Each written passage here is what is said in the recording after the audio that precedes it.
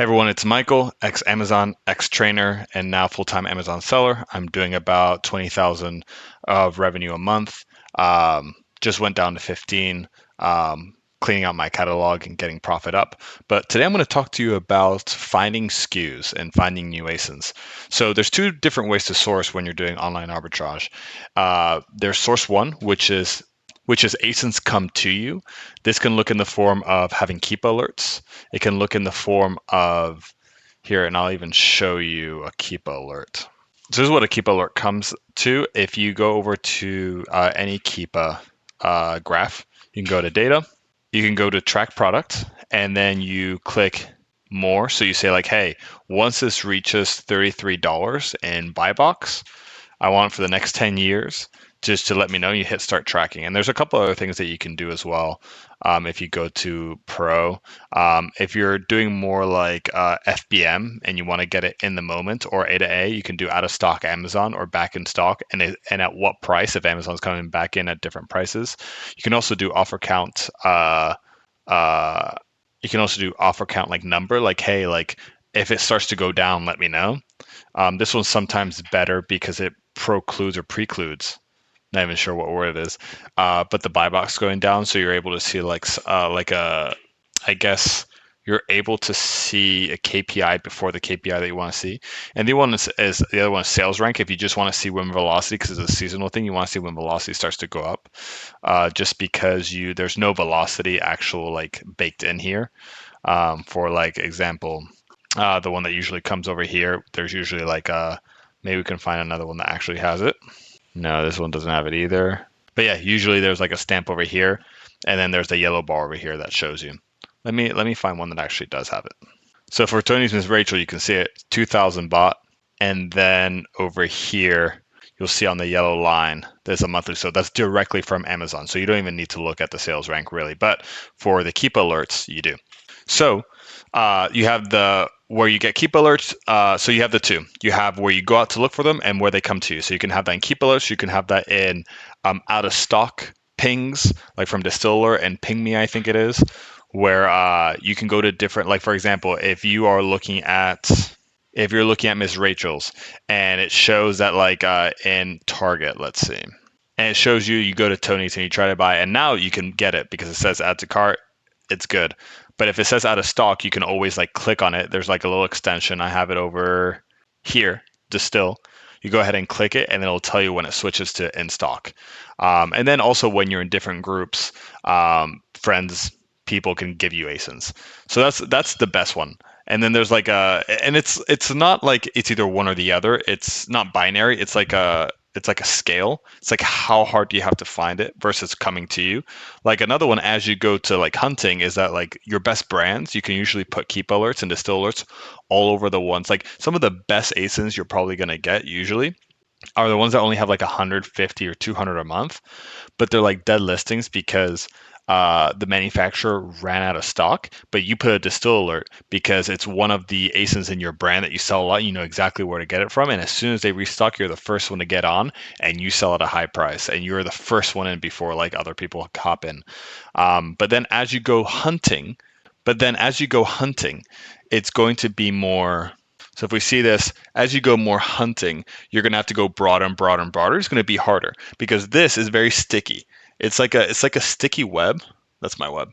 It's like a sticky web where like once you have something like an ASIN come into like your grasp, you should probably never let it go if it's actually good. Because like maybe price is just not good right now, but it will be in the future.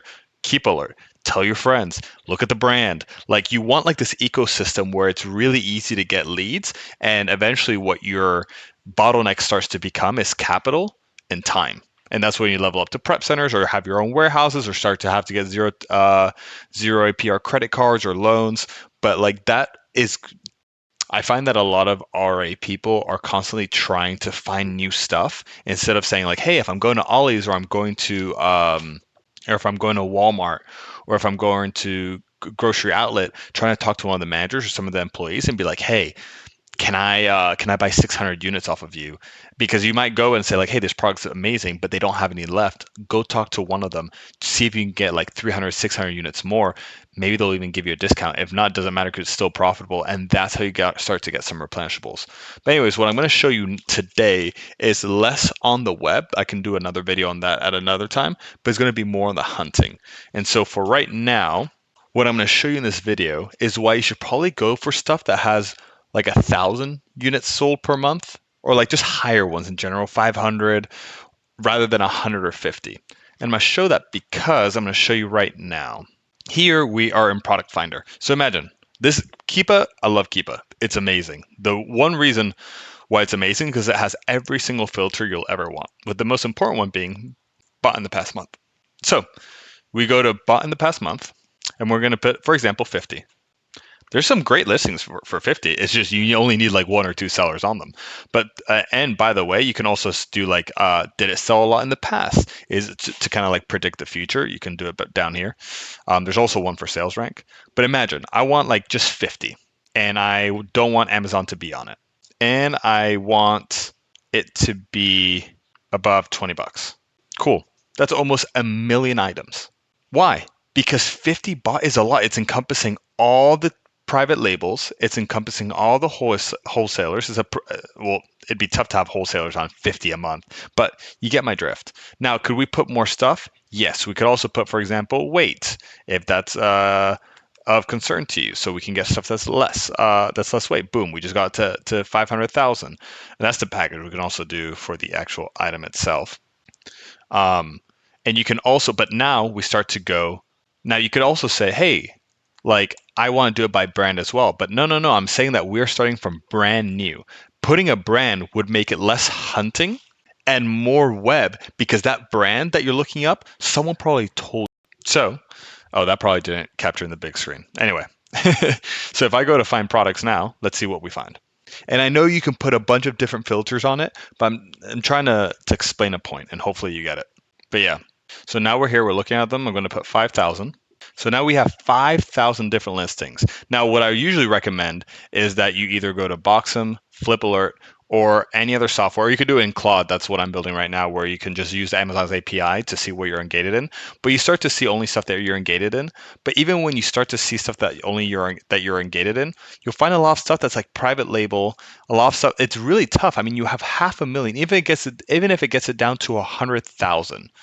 As I get better at these videos, I'll be able to create it in a better way, where it makes more sense. But here, let me try to do it with the paper. If you have an item with 50 sales a month, you probably want, all in all the stock on that listing to be like 40 items or less, right? Because if there's for example, if there's 70. That means that people are going to start getting antsy because not everyone can sell out a month. It doesn't matter how many sellers there are. It's just people are going to start reducing their prices because no one wants to stick with inventory for a long time.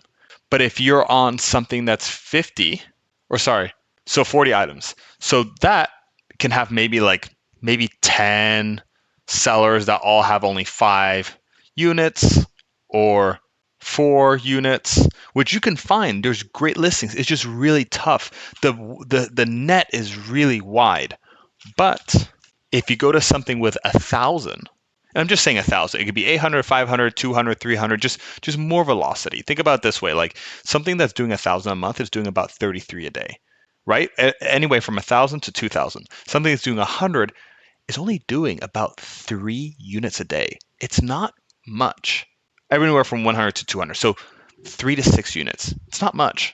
But with 1,000, what's good is that even if you only do 10% ROI, and most people will say like, hey, like that sucks, your velocity will probably be higher. So you can probably get like higher, the more amount of units sold. So instead of doing like, getting more absolutes. So instead of getting like 50 units at 30% ROI, if it's 50 units, it's 50 sales a month, maybe you're getting 10 sales. At 1,000, maybe you're getting 100 sales at 10% ROI. Now, depending on the price and everything, this one, the 1,000 is going to be 3 times more absolute profit at the end of the month. Dude, this is so horrible. Eventually, I promise these videos will get better. But it's 3 times the amount of money that you're going to be making. Plus, what's some good things? One, if you have a prep center, your cost of prep center is going to go down. And if your credit card points are going to go up, your cash portal cashback is going to go up. A lot of things are going to go up. Plus, you're going to get more sales, which one is motivating. Like, I know that like a lot of people that are doing RA and that are doing like really high margins, they're going to be like, but my margins are amazing and I get my money back quickly, which is amazing. Actually, I love that. If you can do that, stick with that, right? And just get your own warehouse. But for a lot of people that are doing more online arbitrage, like everything gets better when you spend more money. The only bad part is that you can max out your credit cards faster, that your money doesn't go as far, right? So it's not like you're aiming to do 5 or 10%, but there's a lot of pros. Plus, one of the biggest things is that you get more sales, more stuff becomes ungated for you. I know a lot of people are always like complaining about being gated and everything. Like, get more sales, get more stuff. Like, I know that 10% like sucks, but at the same time, at least you're getting something going. And then the cool part is, because let me show you. So here I'm going to show you, if I go to bot, look, 1,000 went down to 9,926, almost 10,000, which is still a lot, right? But all we need to find is 1 or 2 or 3 to like to sell.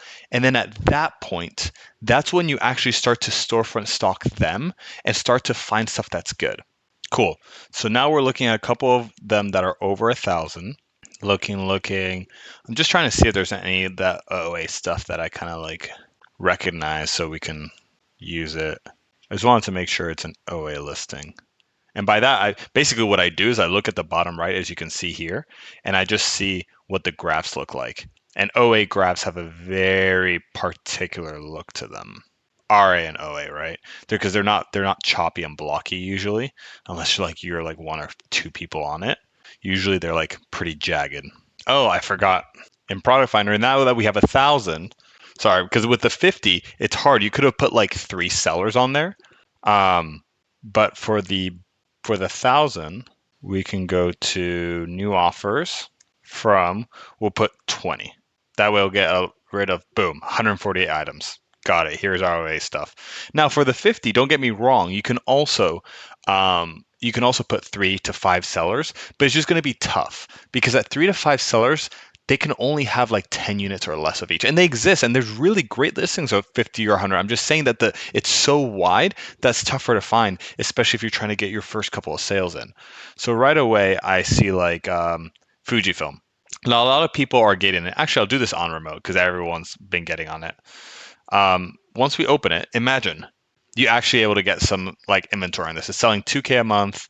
You you buy it for like $19.99 or whatever, sell it for like $40, make good $6 in profit, $26, $4 in profit. Now, what you do is you go, okay, cool. I found an OA item and it's selling well. I have to think that other leads hang out with other leads because it wouldn't make sense that every single seller that's selling this doesn't have at least something else that's good. So what I do is I'd go, okay, am I more FBM or am I more FBA? That's how I start. Because a lot of people think, oh, I want to do FBA and FBM and I want to do RA and online arbitrage and I will do it all. A lot of the people that are doing really, really well, they stick to one method. Doesn't mean you can't do them all. But it's like saying like, I want to be a chef and I want to be a soccer player and I want to be a tennis player. It's like, it's probably going to be better for you to pick one and get really good at it. So I do more FBA. Actually, I do 100% FBA. So what I do is I look for someone with like maybe like this one, 30 reviews. They're not huge, they're not small, and boom, right away, classic OA seller. We have our Jellycat, we have our Jaguars, we have our Yankee Fugglers, Electronic Arts. You're telling me this person isn't making at 154, isn't making any money? Like you got your Sally Beauty, you got like this person making money, and like this stuff, I already know where most of it comes from. You can get it from Jaguars, Target, Walmart. A lot of these games are from like Best Buy, Target. So yeah, right away. And by the way, a lot of these look 200 a month. These happen to be fast sellers, but like 50 a month, 34 a month.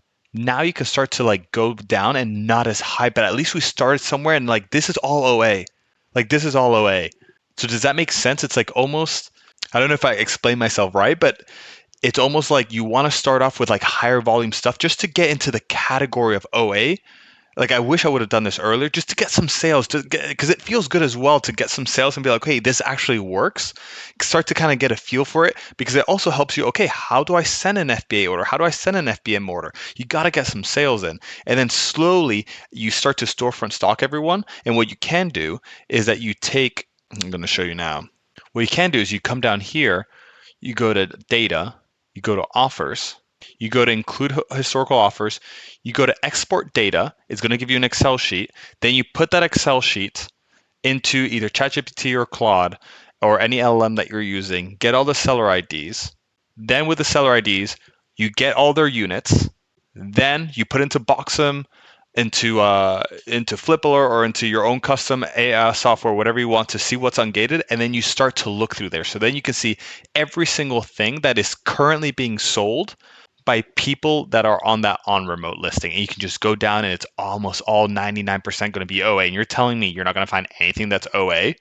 But we started from a higher up, like something we know is OA, and we slowly are dwindling down to, okay, what else can we get that is sorry, it would look more like this. What else can we get from these people's storefronts? You're telling me you can't find anything from these storefronts? Anything?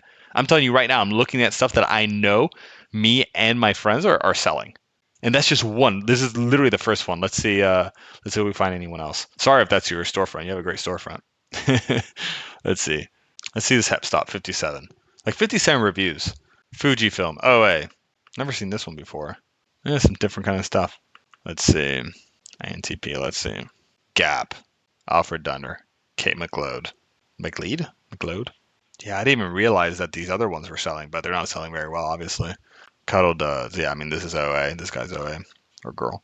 So this is what I would do. I just keep going through it. And now, obviously, let's see, 245. Let's see what this person has. Bed Bath and Body Works. Or Bath and Body Works. Adidas. Obviously, with 245 ratings, this person's been around for a while. Altaril. Dryel. Right? And I'm going one by one. What I would do is probably put it in here and get all the listings. Anyway, I hope that helped. Let me know if you have any questions. Slowly, these videos, as I kind of figure it out, will get better and better, and hopefully, I won't have to teach from a paper or from. I also have a whiteboard over here, and we'll start to put like some graphics on so it makes sense. But it's just me editing them with Claude. So I will be creating this week a school community though, and it's going to help you use Claude as your virtual assistant. Basically, right now I have everything being done by Claude, and whatever needs to be human related, I'll do, and then eventually I'm going to get a VA to just do those things that only a human can do. But it will take away 90% of their work. So if you're interested in that, like for example, one of the things I just built is that I have a tracker on a Google Sheet, goes in every single day on its own. It looks at the stock count of everyone on every single listing that I'm telling it to, and it sees what's dropping. So I can see where their sales are coming from, if they're FBM or if they're FBA, and where I sit, and it gives me like a heat map.